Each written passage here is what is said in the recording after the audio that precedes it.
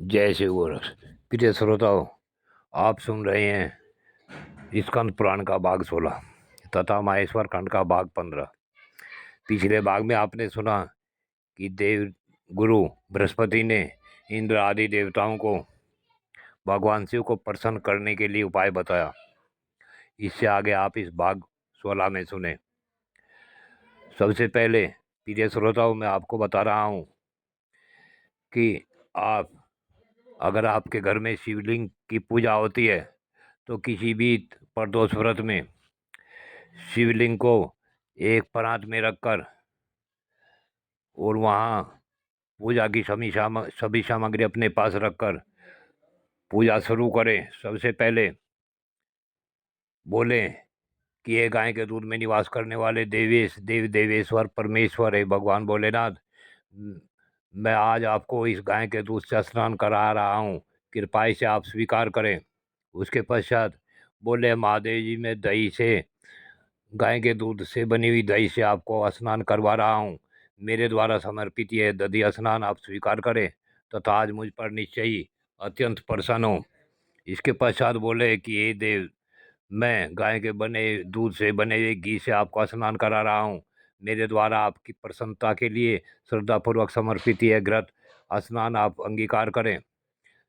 फिर बोले, हे देवेश्वर, आपके संतोष के लिए मेरे दिया हुआ ये मधु यानी शहद आप ग्रहण करें तथा मेरे लिए शांतिदायक बने। फिर बोले, हे देवेश्वर, मैं मिश्री या शक्कर से आपको स्नान करा रहा हूँ, पर बहुत श्रद्धापूर्वक दी हुई इस मिश्री को आप स्वीकार करें और मुझ पर भली भांति प्रसन्न होइए। उसके पश्चात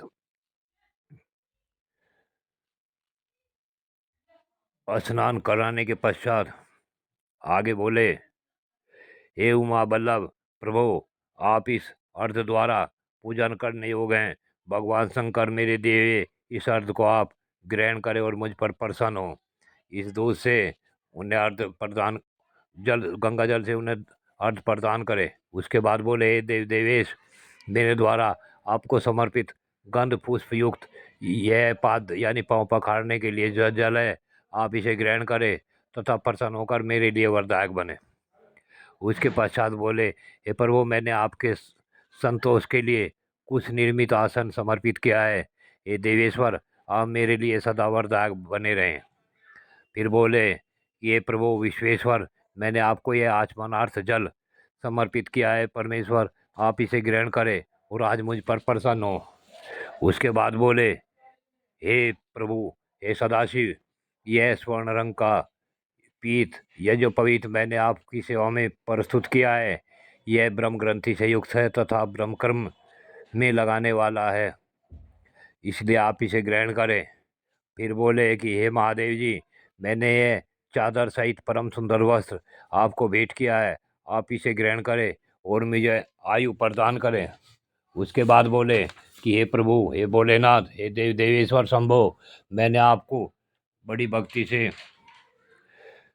सुगंधित चंदन समर्पित किया है, सबके जन्मदाता भगवान शिव, आप मुझे उत्तम गंध से युक्त करें।